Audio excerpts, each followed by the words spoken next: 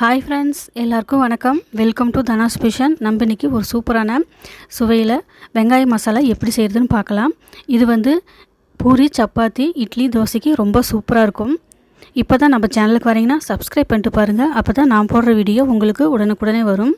இப்போ வாங்க இந்த வெங்காய மசாலா எப்படி செய்கிறது அப்படின்னு நம்ம பார்க்கலாம். இப்போது ஸ்டவ் ஆன் பண்ணிவிட்டு ஒரு கடாயை வச்சுக்கோங்க. இந்த கடாய் நல்லா சூடாகட்டும். சூடானதுக்கப்புறம் எண்ணெய் 2 டேபிள் ஸ்பூன் அளவுக்கு விட்டுக்கோங்க. இந்த எண்ணெய் நல்லா சூடாகட்டும். சூடானதுக்கப்புறமா இதுக்கு தாளிக்கிறதுக்கு கடுகு 1/2 டேபிள் ஸ்பூன், உளுத்தம்பருப்பு 1/2 டேபிள் ஸ்பூன் அளவுக்கு சேர்த்திக்கோங்க. சேர்த்திட்டு இது நல்லா பொரிய விடுங்க. இது நல்லா பொரிஞ்சு வந்ததுக்கப்புறமா கடலைப்பருப்பு 1 டேபிள் ஸ்பூன் அளவுக்கு சேர்த்திக்கோங்க. கடலைப்பருப்பு சேர்த்து செய்கிறப்போ டேஸ்ட் ரொம்ப நல்லாயிருக்கும். இப்போ இது நல்லா வதங்கி வெந்து வரட்டும். இது கூட அடுத்ததாக வெங்காயம், பெரிய வெங்காயம் 5 மீடியம் சைஸ் இந்த மாதிரி கட் பண்ணிவிட்டு சேர்த்திக்கோங்க. இதை நல்லா கலந்து விட்டுக்கோங்க. வெங்காயம் ரொம்ப வதங்கணும்னு அவசியம் கிடையாது. கலர் சேஞ்ச் ஆகணும்னு அவசியம் கிடையாது. நல்லா வெந்து வந்தால் போதும். கண்ணாடி பதம் அளவுக்கு வெந்து வந்தால் தான் இந்த குழம்புக்கு, மசாலாவுக்கு டேஸ்ட் ரொம்ப நல்லாயிருக்கும். இப்போ இது கூட காரத்துக்கு 7 பச்சை மிளகா கட் பண்ணிவிட்டு நான் சேர்த்திருக்கேன். உங்கள் காரத்துக்கு தகுந்த மாதிரி நீங்கள் கூடி குறைச்சி சேர்த்திக்கோங்க. கருவேப்பிலை ஒரு கொத்து சேர்த்திக்கோங்க. சேர்த்திட்டு இது நல்லா கலந்து விட்டுக்கோங்க. இப்போ இந்த வெங்காயம் சட்டுன்னு வதங்கிறதுக்காக உப்பு 1/2 டேபிள் ஸ்பூன் அளவுக்கு சேர்த்திக்கோங்க. உப்பு சேர்த்து வதக்கிறப்போ சட்டுன்னு வதங்கி வந்துடும். இப்போ இந்த கண்ணாடி பதம் அளவுக்கு நல்லா வதங்கி வந்துருச்சு வெங்காயம். இப்போ இது கூட இஞ்சி பூண்டு பேஸ்ட்டு 1/2 டேபிள் ஸ்பூன் அளவுக்கு மட்டும் சேர்த்திக்கோங்க. அதிகமாக சேர்த்திடாதீங்க. இது பச்சை வாடை போகட்டும், அது வரைக்கும் வதக்கிக்கோங்க. அடுத்ததாக ஒரு மீடியம் சைஸ் தக்காளியை கட் பண்ணிவிட்டு சேர்த்திக்கோங்க. இதுவும் நல்லா வதக்குங்க. வெந்து வந்தால் போதும், மசிஞ்சு வதங்கணும்னு அவசியம் கிடையாது. அப்போ தான் இந்த மசாலாவுக்கு டேஸ்ட் நல்லாயிருக்கும். இப்போ இது எல்லாமே நல்லா வதங்கி வெந்து வரட்டும்.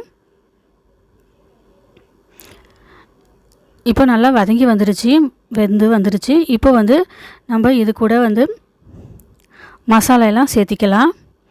கறி மசாலா பொடி 1 டேபிள் ஸ்பூன் அளவுக்கு சேர்த்திக்கோங்க. மஞ்சத்தூள் 1/2 டேபிள் ஸ்பூன் அளவுக்கு சேர்த்திக்கோங்க. சேர்த்துட்டு நல்லா கலந்து கொடுங்க. அடுப்பு இப்போ லோ ஃப்ளேமில் வச்சுட்டு கலந்து விடுங்க. இப்போ நல்லா கலந்து விட்டதுக்கப்புறமா இதுக்கு தண்ணி இப்போ ஊற்றிக்கலாம். நம்ம இந்த வெங்காயம், தக்காளி மூழ்கிற அளவுக்கு தண்ணி விட்டுக்கோங்க. தண்ணியும் ரொம்ப விட்டுறாதீங்க, அப்புறம் தண்ணி மாதிரி இருந்தால் நல்லா இருக்காது. இப்போ உப்பெல்லாம் கரெக்டாக இருக்கான்னு செக் பண்ணிக்கோங்க. இப்போ இது நல்லா வெந்து வரணும். அதனால் நம்ம மூடி போட்டு வேக வைக்கலாம். ஒரு 10 நிமிஷம் வேக வச்சுக்கலாம். மீடியம் ஃப்ளேமில் வச்சு வேக வைங்க. அப்போ தான் நல்லா வெந்து வரும். இப்போ பாருங்கள், நல்லா வெந்து வந்திருக்குது வெங்காயமும் தக்காளியும்.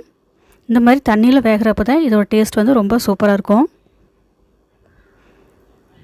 இப்போ ஒரு பவுல் எடுத்துக்கலாம். இது கூட கடலை மாவு 1 டேபிள் ஸ்பூன் அளவுக்கு போட்டுக்கோங்க. போட்டுட்டு தண்ணி விட்டு நல்லா கட்டி இல்லாமல் கரைச்சிக்கோங்க. இப்போ கரைச்சது மசாலா கூட ஆட் பண்ணிடுங்க. சேர்த்திட்டு இதை நல்லா கலந்து விடுங்க. இதோட பச்சைத்தன்மை போகிற வரைக்கும் ஒரு 2 நிமிஷம் 3 நிமிஷம் நல்லா கொதிக்க வச்சு எடுத்துக்கலாம். நம்ம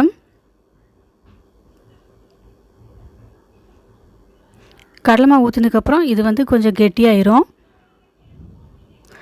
அப்போ மசாலா ரொம்ப நல்லா டேஸ்ட்டாக இருக்கும். இப்போ பாருங்கள், நல்லா வெந்து வந்துருச்சு. இப்போ நறுக்கிய கொத்தமல்லியிலையே இது கூட நம்ம இப்போ சேர்த்திக்கலாம். சேர்த்திட்டு நல்லா கலந்து விட்டுக்கோங்க. கலந்து விட்டு ஸ்டவ் இப்போ ஆஃப் பண்ணிடுங்க. இப்போது நம்மளுக்கு சூப்பரான வெங்காய மசாலா ரெடி ஆயிடுச்சு. இதே மாதிரி நீங்களும் சப்பாத்தி, பூரி, இட்லி, தோசைக்கு செஞ்சு சாப்பிட்டு பாருங்கள். ரொம்ப டேஸ்ட் நல்லாயிருக்கும். லைக் பண்ணுங்கள், ஷேர் பண்ணுங்கள், கமெண்ட் பண்ணுங்கள். நாளைக்கு இன்னொரு வீடியோவில் பார்க்கலாம். தேங்க்யூ ஃபார் வாட்சிங்.